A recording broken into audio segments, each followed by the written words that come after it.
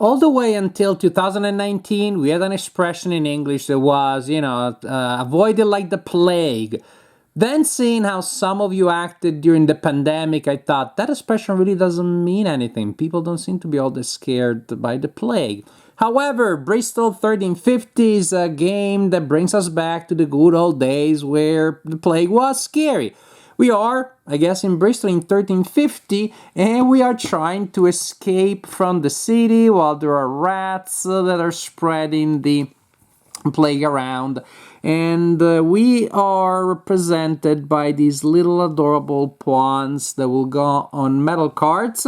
Each player also has a card, so that associates the player with the pawn. We know who is who, and the game can be played in the basic format with this side of the card facing up, which also gives you a very nice player aid here, the 3 actions that you will choose from each turn.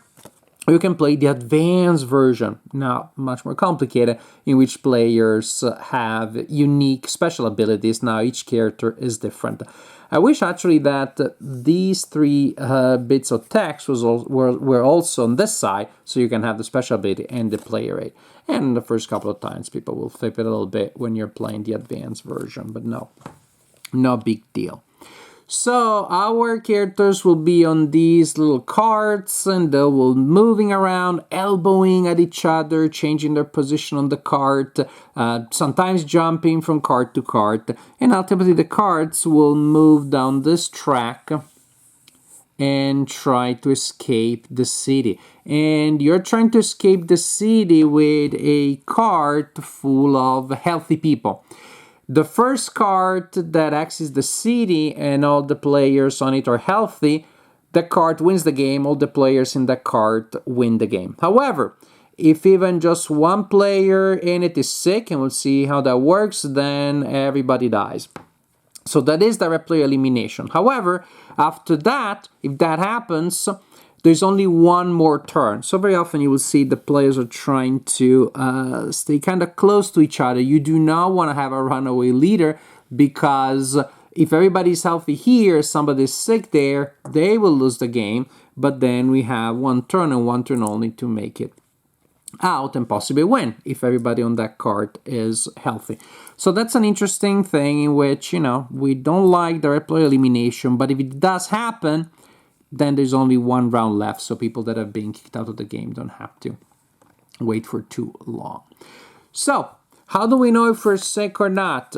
We have a deck of symptom cards with numerical values from 1 to 4. At the beginning of the game, you take the 4s out of the deck, shuffle the deck, give each player 2 symptom cards they will look at and keep them face down. After that, in verifying that somebody didn't get a 3 and a 3, so that everybody has 5 or less in their hand, after verifying that, that is when you shuffle the 4s in here. So that means that this deck is going to be a lot more lethal than the setup deck. There will be game effects that will get cards out of this deck, which is now more deadly, into players' hands, which means chances are that at some point somebody will have 6 or more in their hand. If you have a value of 6 or more in your hand, then you're at the plague, and always well. You will have it for the rest of the game.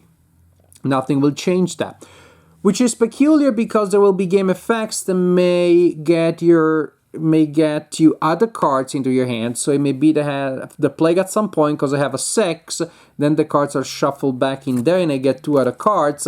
And even if my value goes below 6, I still have the plague. So basically, once you have the plague, you have to know that, you have to remember that, and most importantly, however, you have to be honest, because the game has no way of recording whether you ever had the plague or not, which is something that surprises people at the beginning, but that's the way it's gonna work. It is for committed players who want to enjoy the experience, the betrayal, the backstabbing, the social deduction, and that are there for the spirit of the experience. If you just want to win, then it's very easy. You lie, and there's no fun in that. We also have remedies. These cards will give you different advantages. You can pause the video if you want and read the text. Each remedy has 2 advantages, and when you play a card, you choose either of them. Usually you play them during your turn, with the exception of the whips that you can play out of turn to prevent movement, other people's movements. We'll see how that works. So we are set up. We got our 2 cards. Everybody's healthy at the beginning. You got your card telling you who you are. You may start with a remedy depending on the number of players. And then somebody rolls these dice. It doesn't matter whom. These dice are rolled once at the beginning of the game. You're going to sort them by color. And they simply are associated with the different cards. So white, red, or orangish, and gray. These dice are rolled at the beginning of the round, but they are implemented. Their effect is implemented only at the end of the round after everybody has a turn, and so possibly people have had a chance of messing with those dice. The number of icons that each card receives indicates the number of spaces by which they will move. For example, at the end of the round, the card will move by 3. 1, 2, 3. This card by 2, and this other card by 1. If this is the situation at the end of the round. As you can see, however, the color of the card may be represented by an apple or by a rat. If a card has 2 or more rats, it will still move as normal, but players in it are getting a little too chummy and it'll start mingling. That means that they put all the people on that card will put all of their cards together. Another card is added from the deck. Remember, it's bad. You shuffle them all. And then you give back a hand of 2 to each players, and 1 card is discarded face down.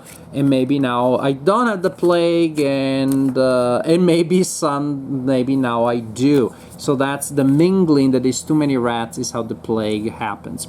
So we roll the dice at the beginning of the round, but we don't do anything with it yet because each player can now take a turn, and when you take a turn, you will do one of these things. If you only one, you can reroll dice, and that's how you mess with those results. You reroll 2 dice, and you see what happens then. Oh, now see the reds are the red card is scheduled to get a mingling, which they didn't have before. You can draw a remedy. Simply draw a card and put it into your hand, or you can move your pawn, and this is when you start jumping and bouncing around. For example, let's put them this way. So maybe you see it better. You can move your pawn, you can elbow your way to the front of the card, for example. Or from the front of a card, you can jump in front to the last place of the one before you. Or you can jump back. And that's kind of the general idea. Moving in your card to move from one card to the other. Which you do if you start suspecting that somebody is coughing a little too hard in your card. So that's the idea. Roll the dice, everybody takes a turn, re-rolling dice, collecting remedy cards, moving around. And then, well, you're manipulating the situation, trying to figure out who may be sick and who isn't, until somebody exits and that other ends the game immediately if everybody's healthy there and they win, or they're sick and they're all out of the game and then there's only one last round. If there's no card that isn't full of healthy people that leaves the city, then everybody who had the plague wins the game. So if you get the plague, you're not out of the game. What you're trying to do is to spread the love for the plague. So basically, if you have the plague during the game, you're trying to get everybody to lose. Otherwise, you're trying to escape on a card full of healthy people. Bristol 1380 comes with a solitaire variant with rules for ghost players in case you're under a certain number of players. So leave it to you to explore those options. And you know, I usually like solitaire games, but having tried the game with 7 players This is it. That is the range where I want to play this game, as a game of social deduction, scheming, backstabbing. It is definitely a game that is more than the sum of its parts, more than the sum of its mechanics, when you see all the crazy stuff that happens around the table where players start accusing each other, they start working in teams. As a card, we should reroll those dice and do this and do that. It is a game about the social interaction, and to me, that's what I want it to be. I think I'll play with at least 5 players, and I don't know, maybe a 9 can get too chaotic, but I think between 5 and 7 is probably the sweet spot. Interesting enough, as a game that I enjoy so much in such a social sense, I like to see people look funny. If they look nervous, I read their body language. I would interrogate, say, "Hey, make eye contact. Boom. Do you have the play?" Etc. Etc. Etc. I like to play it as all about the social interaction. However, it can also be played in a more calculating way. I have a friend, for example, my friend Bob, who likes to look at what dice people are rolling, and it's to him is more like a Euro game in the body of a social deduction. But it has that element. It accommodates both styles of play, and possibly, again, anything in between. So different kinds of players can have fun around the table, and we definitely all enjoyed it. Again, it relies on honesty, and that's something that's super important. You know your players and yourself better than I do. It is, if nothing else, it is again a game that shows a change that has happened in game culture in the last 2 decades or so. Because yes, there were times back in the day where people were concerned about cheating. What if I go to the restroom and they kind of like steal I don't know, or wood from the supply, something like that. You don't have to worry about that anymore these days, because we put more emphasis on gameplay and the joy of playing good games. And so therefore, if you cheat, really you're merely depriving yourself of the joy of experiencing the design. So it is a game that mirrors modern game culture, and so you're probably going to have more fun if you play it again with committed players that have this vision, this idea that losing a good game can be a lot more interesting and exciting than winning by cheating. Production values are impressive. I mean, just look at this guy. This is the box. You probably saw on the side of the video, but I want to show them to you. It also comes with these postcards with very thematic art. Those cards, they just look like very cute. Everything is well produced. Everything is very well put together, and again, the experience of gameplay is excellent. So for honest and committed players, for sure, and to me also for players who wanna really have that sense of intense interaction, but also, as my friend Bob has demonstrated, for players who just like to do the cold deduction about what actions are being taken and where people are moving.